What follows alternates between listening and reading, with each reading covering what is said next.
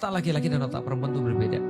Secara neuroscience itu sudah fix banget. Betul. Bahwa otak laki-laki itu adalah otak pemburu. Iya.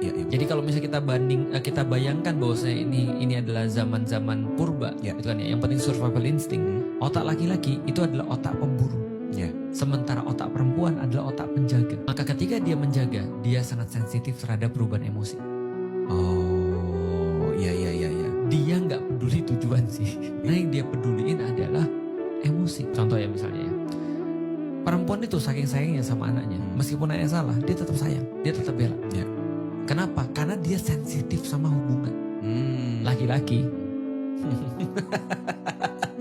Tapi itu benar kan? Kalau dia karena dia penjaga di rumah, betul, melihara di rumah, maka dia harus sensitif kalau ada gangguan apapun. Benar. Nah, tapi kalau laki-laki sebagai pemburu sensitif, dia nggak fokus untuk memanah atau menombak kan? Maka laki-laki fokus banget. Karena laki-laki fokus banget, dia sudah tahu bahwa karena otaknya didesain sebagai seorang pemburu, begitu buruannya dapat, dia langsung menurunkan semuanya. Oke. Ya kan? Iya. Maka laki-laki ketika sudah dapat sesuatu, dia merasa itu sudah tercapai, udah hilang. Iya. Oh, dia nggak perlu lagi untuk nyari lagi kan? Dan jika itu adalah nikah itu sendiri, gimana coba bayangin? Dia nggak akan benar-benar mempertahankan lu juga gitu. Otak laki-laki dan otak perempuan itu berbeda. Secara neuroscience itu sudah fix banget. Betul. Bahwa otak laki-laki itu adalah otak pemburu. Iya. Jadi kalau misalnya kita bayangkan bahwasanya ini adalah zaman-zaman purba, gitu kan ya. Yang penting survival instinct.